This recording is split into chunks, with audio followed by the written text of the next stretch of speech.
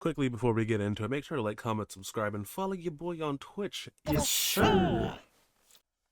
Well, look what we have here. Is this yet another game dev saying that DEI is garbage?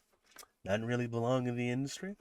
Well, I mean, then again, I don't know. I'm just only going off by what, what the fucking title says, but I have a sneaking suspicion everything that everyone has already thought is going to be said by someone who's actually in the industry. Because, I mean, never mind all of the whistleblowers saying that this shit is garbage. Never mind that the audience that they're making the games for has said repeatedly for the last 10 years that this shit is garbage. Yeah, never mind that. What about this guy? What about this guy? An actual game dev. Let's figure this out together, shall we?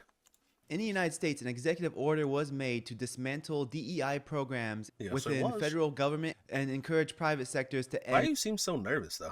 these initiatives. I'm a game developer, and I want to share my insights on DEI in the game industry. Let's go. First, I want to go over an article Thank you for your service, sir. that covers diversity data collected by GDC. After that, I want to share my experience with the DEIB initiative at one of the companies I was working at. For those of you new here, my name is Mustafa. I am the solo developer of the indie studio that I founded, Suburb Path. In the past, I've worked at Treyarch during the development of Black Ops 4, and I've worked at Zwift, which is an indoor cycling game. Right now, I develop and publish small games on Steam, such as Nexus Defenders, which is a narrative-driven tower defense game, and Beware Tomorrow, which is currently in development, a first-person stealth horror. I was about to say, this actually looks fucking fire. I'm about to go check the chat. Everyone, check this guy out. This actually looks fire. Just from this, it already looks kind of nice. So first, I want to go over this article real quick. That was Hold on. Women and non-binary devs now make up 32% of all game developers, up from 24% in 2020. Yeah, I think published by thegamer.com very recently. They're announcing survey data that GDC, Game Developers Conference, has compiled. The main takeaways of this article are that males made 75% of developers in 2020 within the game industry, and in 2024 it dropped down to 66%. But 33% are women plus non-binary. This article also states that around 1/4 of game developers identify as LGBT+. Another point that it focuses on is that 43%, so very close to 50%, of all game developers between age 18 and 24, so Gen Z who are just coming straight out of college, identify as LGBT+. The point that this article brings up about women and non-binary people making 32% of the game industry, I don't want to analyze this number, because once they clumped non-binary with women, the number means nothing. The term non-binary means nothing. It's just like that career fair that happened a couple years ago that was supposed to be for women and non-binary people, and then a bunch of men showed up stating that they are non-binary, so they were allowed in. So the term non-binary means absolutely. They got really pissed at that. By the way, I thought that shit was kind of funny. It's like, you gotta set yourself up for failure on that one. Nothing. You just state it and you are. With the fact that they are clumping non-binary with women, that also means that they are including trans women. It's 32% of women plus men who want to state that there's something other than a man. So this statistic, it means nothing. I'm just going to move on. So the biggest two statistics within this article to point at are these two right here, that 24% of game developers identify as LGBT+, and then 43% age 18 to 24 identify that as well. The main point that we can tie with this is when we look at how many people identify as that in total in the United States. They make up 7.2% of the United States, but yet they make up 24%, almost a quarter of the entire gaming industry. Nearly 20%, around a fifth of Gen Z identify as this, but almost half of game developers who are within Gen Z identify as this. So you're telling me if you take the 10 of the best and brightest game developers who are Gen Z, 6 of them are straight and 4 of them are LGBT+. I don't buy that. I feel like that this clearly indicates that these numbers are manufactured due to the Okay, hiring fair enough. processes checking off boxes. Yeah, I was about to say I don't know where he's going with this, but like I mean, okay, you made the point. It was like, okay, fair enough, fair enough. I mean, probably manufactured. Who knows? Who knows? And they're checking off very specific boxes. Someone's race and who they sleep with have nothing to do with whether they should qualify for the job or not. In fact, these And that's on statistics and also the fact that the gamer is celebrating this article as if it's a good thing proves that this is an agenda that they've been trying to push. But then once you point out that it's an agenda, they say, what agenda? There is no agenda. We're just trying to get representation and equality. We want fair opportunities for all game developers. If it's fair, then how come 7% of the population are getting a better chance into the game industry than the other 93%? The final point that I want to cover about this, people have said that. Some people have in fact said that DEI is just affirmative action for that it's another form of affirmative action supposedly, or racism against white people, white straight men specifically. Hey man, I don't know, I don't really care. But I could see that if this were to happen, and well, I mean, it has been happening. We all know it. We have seen that this happens, and if it does happen, and then the games end up being crap, and it just so happens that everyone at that studio kind of has the same mentality. It's like people are going to start to think. I mean, they already have, but I guess they still haven't figured out that people now think that it has to be an agenda. It's been happening and people don't like it. this article And as we know, I think it was like 2 days ago, people have been looking at the stocks for EA, literally just plummeting. is that a lot of people are saying this is proof that's not merit-based. Yes, I agree. Yeah, I'm probably right. going to be one of the few people that you'll find on here that's going to have a differing opinion. I do agree merit is important. The person's achievements, their skills, their work history, yes, it is very important. Yes, it is. But I don't believe that merit is the only factor that is important when hiring somebody. I do believe in hiring based on team synergy, hiring based on rapport, relationship-based hiring. For example, one of my former coworkers, we've worked together for a really long time. If I have an opening on my team and my former coworker has the basic skills for that opening, I would offer him that opening because I know we both work really well together. We have a history together. We've worked well together. I know that he's a hard worker. He might not be the most skilled person. He might not have the best technical skills, but I know we have good synergy. I know he's a trustworthy person. And also, I believe that showing the potential to learn skills is also important. So I feel that to an extent, because I mean, I'm not knocking your friend here, but you said he might not have the best skills. I don't know, because like I'm not an independent company, but like let's just say hypothetically I was, right, and I can either hire my friend who doesn't have the best skills, but I know that he works well, or someone with the skills, but I don't know anything about him. I mean, I don't know. I might have to like. It'd be a very tough decision because like if I hire my friend, I'm gonna have to teach him how to do this stuff, right? Which is fine. He's a friend. Obviously, it works well. But this guy already knows how to do it, so I don't actually have to teach him anything. And I just feel like that might end up being the better option. I don't know. Very, very interesting. What would you do in that situation? What would you do? Would you hire your friend or hire the guy that already knows what to do? while someone might not have the best merit on paper, I don't think merit is always the most important thing. Again, I'm not saying merit is worthless. I'm not saying it is not important.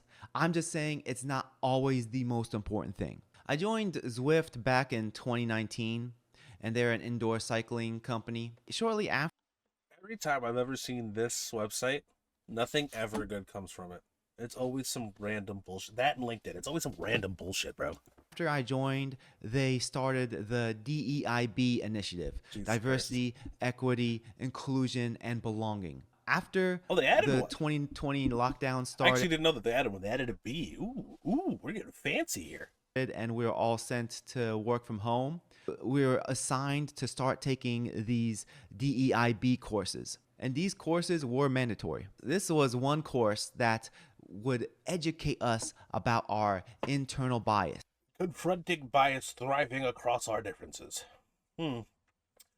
How to counter unconscious bias. You want to know what's crazy about this word specifically? Specifically, this word. How the fuck are you supposed to know?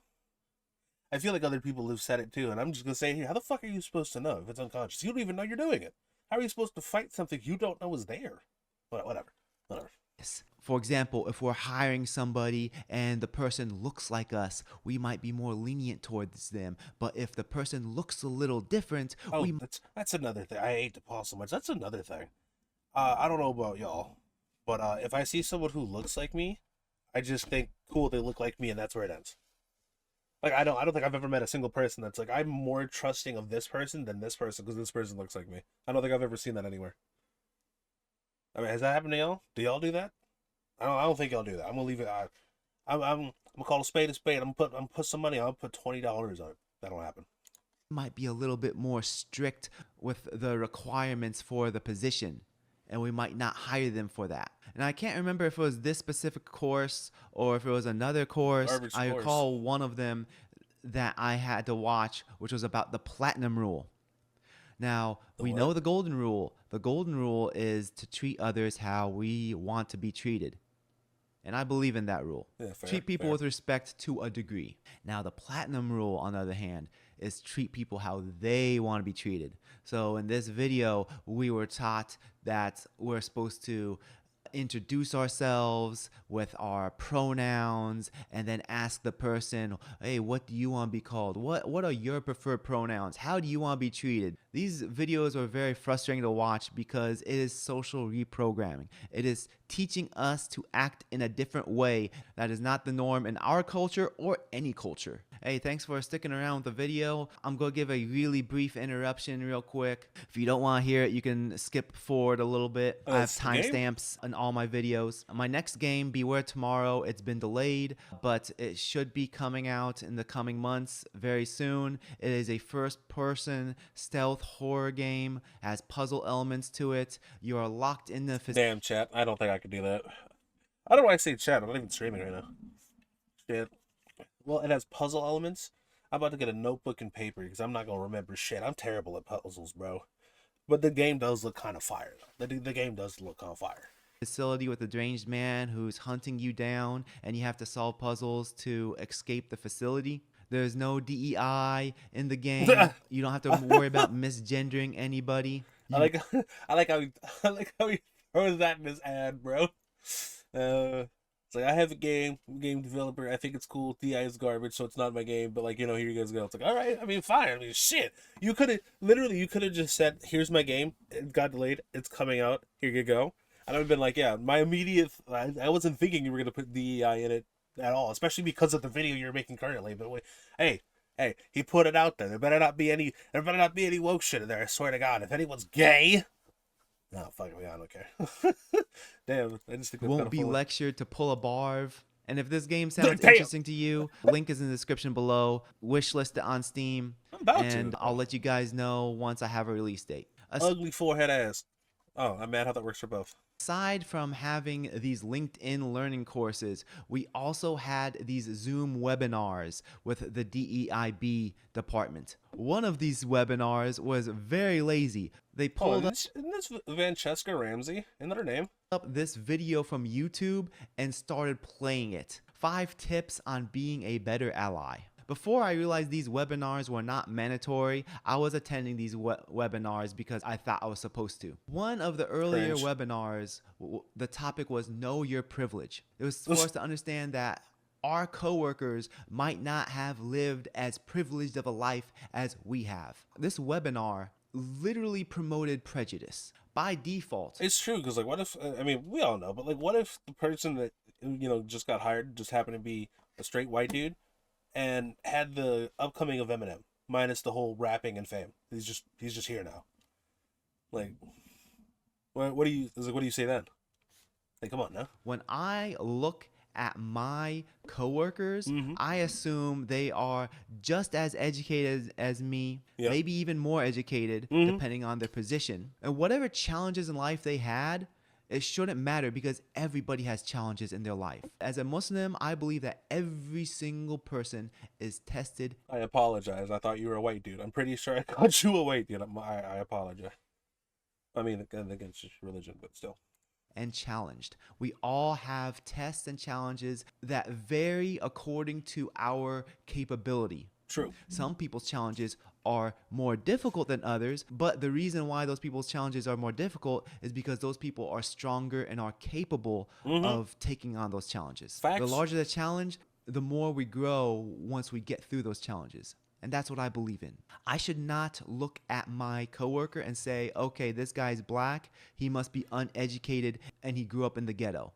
Damn. That is literally racist for me to look down on him and think that. Victim Olympics is not a productive conversation to have. Wallahi, this brother is spitting.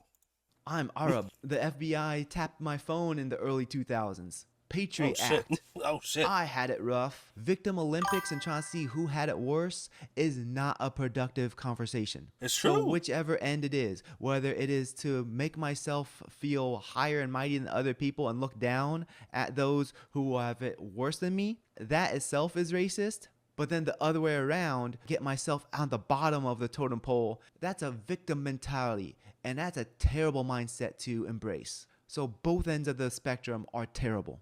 We all have challenges, but at the same time, we all have things that we can be grateful for.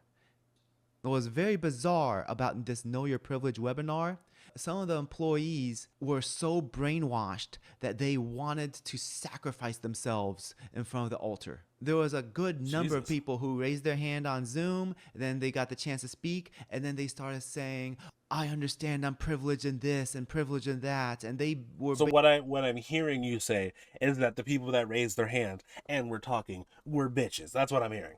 That's all I'm hearing right now. Is that whoever that was, that guy, because I'm assuming it was a guy. I'm assuming it was a white guy too. I'm assuming he's a bitch. I feel like we can all agree with that, right? He's a bitch. Right.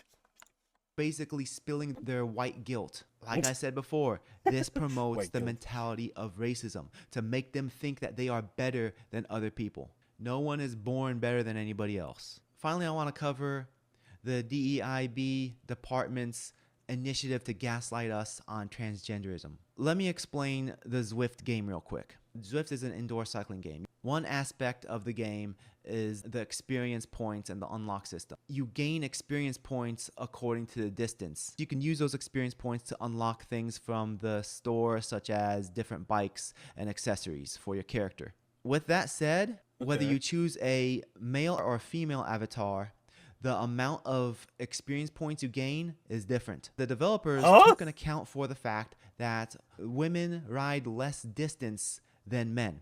This is because, on average, women, they have less power and cadence, meaning they ride slower than men.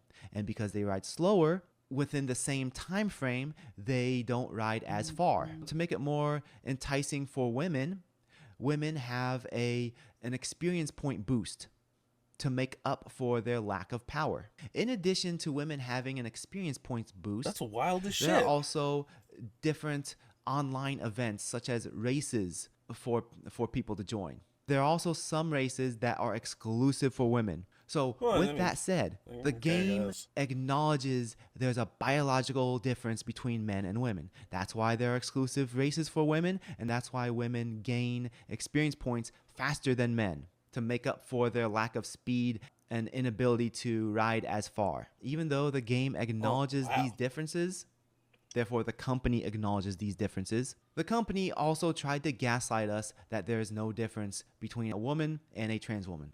I can't recall who this guest speaker was, but they brought in a guest speaker from a third-party organization. And at the end of this webinar, she was taking, I recall one employee asking if there is any sort of physical advantage for a trans woman to compete in women's sports. This guest speaker, she straight up said that there's lots of misinformation being spread about the advantages of trans women competing against women and that there are no differences. This is just a flat out lie. So in 2018, in Connecticut, it's been a flat out lie for the longest. Just people don't want to accept that, which I don't know. I don't understand why, but whatever. Also, I mean, I think it'd be fucking sick if they had their own league. You know what I mean? You could set your own records, like right then and there. You could be the first trans athlete to do X. I feel like that's pretty big. I feel like that would be pretty big. I don't know. Maybe I'm just fuck it, I don't know. Insert whatever buzzword here. I don't care. These two high school teenagers who competed in the girls' track and field, and these two transgender teenagers, Terry Miller and Andrea Yearwood, they both like blew away the competition and broke all the girls' records for the 100-meter dash. This was a pretty big thing in the news at the time. I can't remember which one it was, whether it was Terry or Andrea. I think it was Andrea, but Andrea was asked to be a guest speaker with our company in 2020 to talk about transgender rights in sports. I didn't attend this webinar at all, so I don't know how it went. But again, the company acknowledges that there's a biological difference between men and women, but then brings on individuals like Andrea over here to promote transgender individuals to compete against women. Imagine a world where a company hires a full-time pest control associate. Hey, that's me. That's me. Let's go. This person's job is to make sure that all the pests, whether bugs, rodents, whatever, all the pests have to be cleared out of the building. Yep. And the moment that the person no longer has work to do, the company will have to let go of this position and lay off the full-time pest control associate. It's in that pest control associate's best interest to keep their job. So are they going to get rid of all the pests? No. I'm putting roaches in your coffee pot, nigga. What are we talking about? You ain't laying me off. I put a squirrel in your attic, and I'm going to just make sure that never again. I swear to you God. Also, by the way, if you have like a squirrel or something, or a raccoon or something like that in your attic, use marshmallow fluff. They really love that shit. Keep some pests. In fact, they might even add more pests into the building. So that's oh God, I'm telling you. Getting work. This is what DEI is like. DEI is a scam. They need hatred to exist. They also need division, and they need that as well. Their job to be stable. If a company has an issue with discrimination, they would bring in an expert, like do a little bit of training, then the expert moves on and leaves. Just like pest control. Pest control comes in, does their job, goes out. Well, kind of. Because we also have like a preventative maintenance thing, so that's kind of what we do. Kind of like hang on just a little bit. It's like, I know you ain't got bugs because we got rid of them, but like you don't want to get bugs again, right? You know what I'm saying? You want to get bugs again, so like just like let us stay here real quick. I got you. Let us stay here real quick. That's not how it is. DEI is a permanent position. For their position to stay relevant, they need people to be riled up and divided. Fair. And that's what DEI does. It promotes prejudice. They want people to look at someone of different race and have prejudices of that person. They want sexual identity to be important so that it becomes a qualifier for hiring practices. This is a small bit of my experience with DEI. Honestly, this was a very frustrating video for me to record. It's actually very frustrating for me to recall these experiences, but I feel like it's important for me to share this experience. Most people who work in the game industry and who go through these DEI or DEIB trainings, they don't speak out about it. Well, see, they can't. Well, he's probably going to say, but they can't, because if they do, they get fired.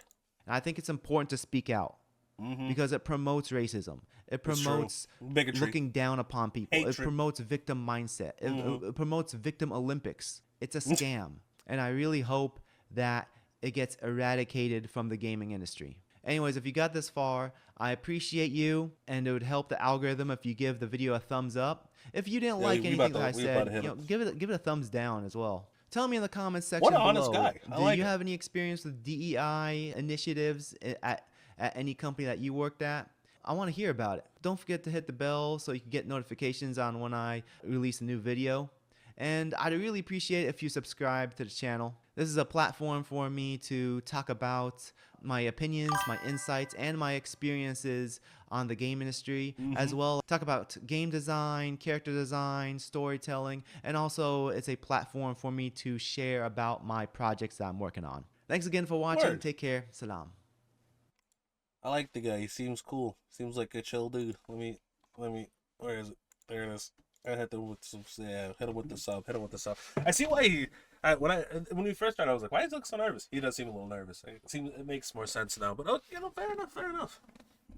Well, yeah, but this was this video. That was interesting. Pretty much everything he said and what other people have also said is, yeah, there you go. Like the whistleblowers, the AKA the former employees, and then the people who aren't employees just kind of figure out what was going on with all that extra bullshit. Now we're here. Surprise, surprise. Anyway, that'll be easy.